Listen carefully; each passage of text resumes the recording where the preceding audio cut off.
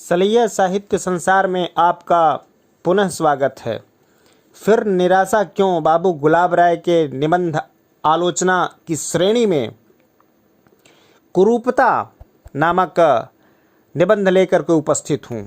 दरअसल मित्रों, मैं आपको ये बताना चाहूँ कि संसार का सारा सौंदर्य और कुरूपता ये दोनों किन किन मायने में हमारे लिए उपयोगी अनुपयोगी होती हैं।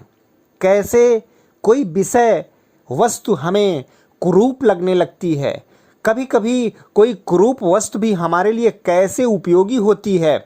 किस प्रकार से किसी विषय का यह सिद्ध हो जाना कि यह कुरूप है, कुछ इसी प्रकार के दार्शनिक बातों से निबंध को परिपूर्ण किया गया है। निबंध में कुछ इसी प्रकार की चर्चा की गई है, कुछ उल्थों से, कुछ उदाहरणों से, कुछ बातों से, कुछ बिंबों के माध्यम से और कुछ आद्य बिंबों के माध्यम से कुरूपता को सिद्ध करने का प्रयास किया गया है, जो हमारे जीवन के नितांत आवश्यक तत्वों में से एक है। आइए जानते हैं कुरूपता। कमलाकर का एक कथन है, एक वाक्य है, भौरा काला है, कुरूप है, हम हैं सुंदर मत समझो, उस बसंत का है वह साथी जिसके तुम कहलाते हो। सौंदर्य की उपासना करना उचित है, यह सही, पर क्या उसी के साथ साथ कुरूपता घृणास्पद व निंद्य है? नहीं, सौंदर्य का अस्तित्व ही कुरूपता के ऊपर निर्भर है। सुंदर पदार्थ अपनी सुंदरता पर चाहे जितना मान करे, किंतु असुंदर पदार्थों की स्थिति में वह सुंदर कहलाता है। अंधों में ही काना श्रेष्ठ समझा जाता है। कुरूपता के पक्ष में कुछ भी और कहीं कहा जा सकता है।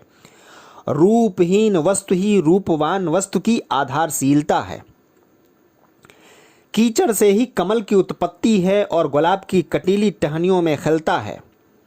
मोती सीप से पैदा होता है, रत्न क्षार समुद्र से निकलता है, मणि खान से निकलती है, गज मौतिक हस्ती के मस्तक से निकलता है, कीट के रेशम उपजता है, शून्य नीलांबर में चंद्रोदय होता है, दूरूह पर्वतों के अंधकार में गहवरों में भांति भांति की वनौषधियाँ विद्यमान रहती हैं और बड़े बड़े बीहड़ जंगलों में सहज सलोने मृग छौने रहते हैं।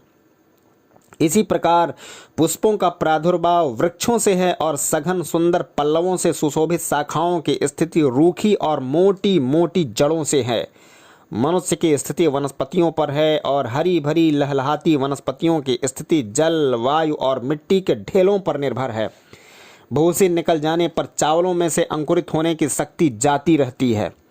आपके सुंदर वस्त्र जिनसे आपकी सुंदरता बनी हुई है कहाँ से आए? वे मिट्टी के ढेले जिनसे कपास की उत्पत्ति हुई क्या बड़े रूपवान थे?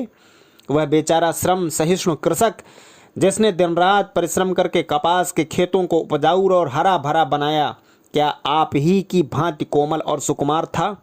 क्या वह लोहे की चरखी जिसमें कपास साफ की गई थी और जिसके द्वारा कपास सूत में परिणत होकर सुंदर वस्त्र रखने के योग्य हुई, काले काले कोयले के ढेर से नहीं चलाई गई थी?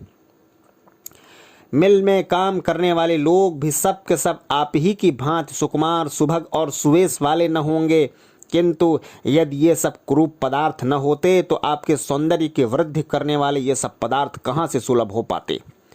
सत्ता सागर में दोनों की ही स्थिति एक है, दोनों ही एक तारतम्य में बंधे हुए हैं, दोनों ही एक दूसरे में परिणत होते रहते हैं। फिर कुरूपता घृणा का विषय क्यों? रूपहीन वस्तु से तभी तक घृणा रहती है जब तक हम अपनी आत्मा को संकुचित बनाए हुए हैं। सुंदर वस्तु को भी हम इसी कारण सुंदर कहते हैं कि उसमें हम अपने आदर्शों की झलक देखते हैं। आत्मा के सुविस्तृत और असौंदर्य पूर्ण हो जाने पर सुंदर और असुंदर दोनों ही समान प्रिय बन जाते हैं। कोई माता अपने पुत्र को कुरूप नहीं कहती, इसका यही कारण है कि वह अपने पुत्र में अपने आप को ही देखती है। जब हम सारे संसार को अपने ही आप को देखेंगे तब हमें कुरूप भी रूपवान दिखाई देगा। यदि ऐसा भी न हो तो कोई विस्मय नहीं, पर रूपहीन वस्तु से घृणा तो अवश्य ही हो जाती रहेगी। मानव शरीर के अंग अंग प्रत्यंग एक समान सुंदर नहीं होते, फिर शरीर का ही सौंदर्य सौंदर्य का अंतिम परिणाम नहीं, आत्मा का सौंदर्य भी गणनीय है। परिश्रम करने वालों के श्रम कण नायक नायिकाओं के सात्विक भावजन्य श्रम कणों से अधिक सुंदर होते हैं। वे उनकी ईमानदारी और श्रम सहिष्णुता जन्य आंतरिक सौंदर्य के परिचायक होते हैं। किसान के फटे मैले वस्त्रों में उसकी कर्तव्य परायणता, उदारता और कर्मवीरता का सौंदर्य झलकता है। रूपहीन पदार्थ निरादर का विषय नहीं, तिरस्कार का पात्र नहीं। वह भी उसी सुविशाल सत्ता सागर का एक कण है जिसका सुंदर पदार्थ है। रूपवानों का उदय भी कुरूप पदार्थों से होता है। मिट्टी और खाद के कण सुंदर सुरभित सुमनों में परिणत होते रहते हैं। अतिशय कर्कश, टेढ़े और रूखे पत्थरों से ही मनोमुग्ध, ग्राहणी एवं दृष्टियुन्मेषणी मूर्तियां रची जाती हैं। जो वस्तु आज कुरूप है वही कल रूपवान बन जाएगी। फिर निराशा क्यों, फिर निराशा क्यों, फिर निराशा क्यों। जय हिंद, वंदे मातरम।